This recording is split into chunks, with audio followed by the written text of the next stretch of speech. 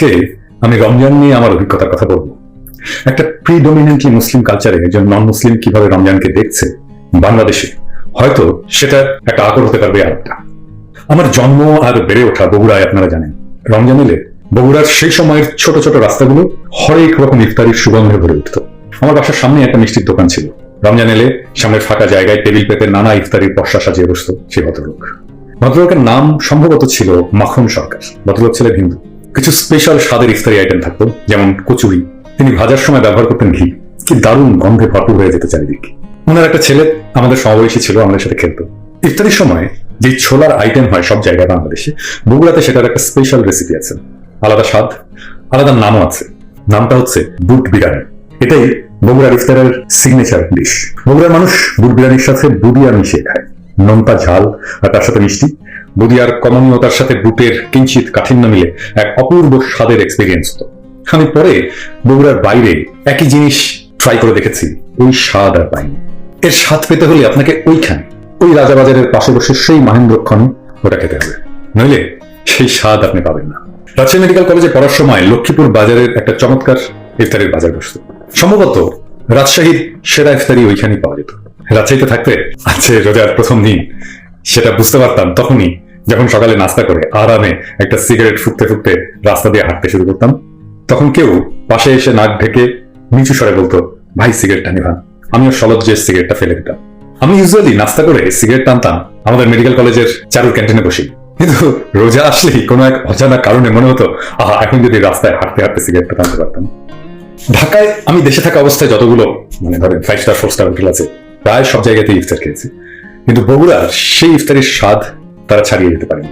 পুরান ঢাকার আমার দর্শকেরা মনে কষ্ট নেবেন না, আমি জানি পুরান ঢাকার ইফতারি দেশ সেরা, কিন্তু যে কোনো কারণেই হোক অথেন্টিক পুরান ঢাকার ইফতারি আমার খাওয়া হয়নি। যদি কোনোদিন দেশে ফিরি, একদিন দাওয়াত দিন, আগেই দাওয়াত নিয়ে রাখলাম। এটা তো গেল ইফতার খাওয়ার ঘটনা। কিন্তু একটা সময় সত্যি সত্যি আমাকে কিছুদিন বলা যেতে পারে প্রায় রোজা রাখতে হয়েছিল। আমি এটাকে বলি সিউডো রোজা, কারণ রোজার সময়টা কিছু খেতাম না, কিন্তু ওই সময়টায় আমি পানি খেতাম, সিগারেট খেতাম। সেটা আর এক কাহিনী। আপনারা অনেকেই জানেন না, আমার প্রথম চাকরি গ্রামীণ ব্যাংকে। গ্রামীণ ব্যাংক বললে ভুল হবে, আসলে ছিল গ্রামীণ ট্রাস্টে। গ্রামীণ ব্যাংকের একটা সহযোগী প্রতিষ্ঠান। আমি ডাক্তারি পাশ করার পরে ওখানেই জয়েন করি প্রথমে, এবং আমার সৌভাগ্য প্রফেসর ইউনূসের সাথে ঘনিষ্ঠভাবে কাজ করার সুযোগ হয়েছিল সেই সময়।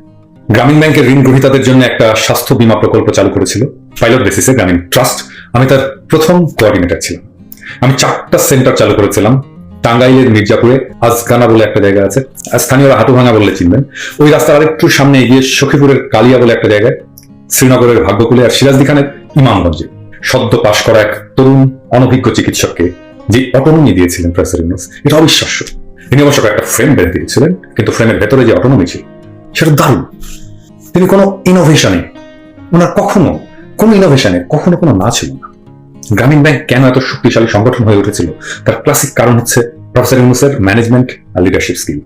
অথচ অদ্ভুত ব্যাপার দেখেন, তিনি কিন্তু একাডেমিয়ার লোক, তিনি ম্যানেজমেন্টের লোক না। কিন্তু আমার দেখা one of the finest managers professor Yunus. যাই হোক, কাজে নামানোর আগে অবশ্য তিনি আমাদের এক্সটেন্সিভ ট্রেনিং দিয়েছিলেন নানা জায়গায়।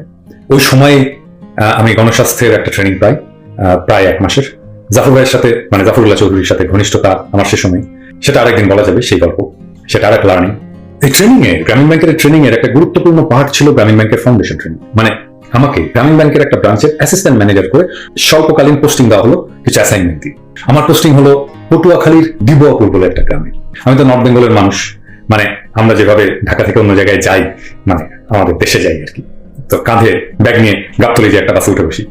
এবার হচ্ছে যে এইভাবে সদরঘাট যে একটা লঞ্চে উঠে বসবো, গেলাম এবং সারি সারি লঞ্চ, একটা লঞ্চে উঠে বসলাম, জায়গা পেলাম ছাদে। ভাবলাম ভালোই হলো, আর আমি বাতাস খেতে খেতে যাবো। ওরে মা, লঞ্চ ছাড়তে এমন ঠান্ডা বাতাস শুরু হলো যে হাড্ডি পর্যন্ত কাঁপতে শুরু করলো। সবাই চাদর কম্বল মুড়ি দিল, তাদের প্রিপারেশন ছিল। আমার তো কোনো প্রিপারেশন নেই, হয়তো জানি না এরকম ঠান্ডা বাতাস সহ্য করতে হবে। তো আমি সারেংকে যেয়ে বললাম যে ভাই, আমি তো টের পাইনি সেরকম ঠান্ডা লাগবে, আমার একটা ব্যবস্থা করো। তো যাই হোক, তিনি দয়া পরবশ হয়ে নিজের ঘরটা ছেড়ে পটুয়াখালী পৌঁছালাম। আমাকে গ্রামীণ ব্যাংক থেকে একটা ট্রেনিং বুক হাতে ধরিয়ে দেওয়া হয়েছে, একটা লম্বা একটা ট্রেনিং বুক। মানে কি কি করতে হবে সেটা বলা আছে, এবং সেটা করতে হবে এবং লিখতে হবে অ্যাসাইনমেন্টগুলো। আর একটা খুব গুরুত্বপূর্ণ একটা পার্ট ছিল, যেটা আমার জীবনে বলতে পারেন একটা অন্যতম বড় অভিজ্ঞতা হয়ে থাকবে, সেটা ছিল একটা কেস স্টাডি। অনেকটা অ্যানথ্রোপোলজিক্যাল স্টাডি মতো। মানে একজন গ্রামীণ ব্যাংকের ঋণ গ্রহীতাকে বেছে নিতে হবে, কিছু ক্রাইটেরিয়া ছিল, যেমন ধরেন খুব সংগ্রাম করে সে গ্রামীণ ব্যাংকের সাথে যুক্ত হয়েছে, গ্রামীণ ব্যাংকের ঋণ নিয়েছে, অনেক দরিদ্র অবস্থা থেকে নাটকীয় তার অবস্থা পরিবর্তন হয়েছে, এমন একজনকে বেছে নিতে হবে। তার জীবনের গল্প লিখতে হবে, তার কাছ থেকে শুনে শুনে।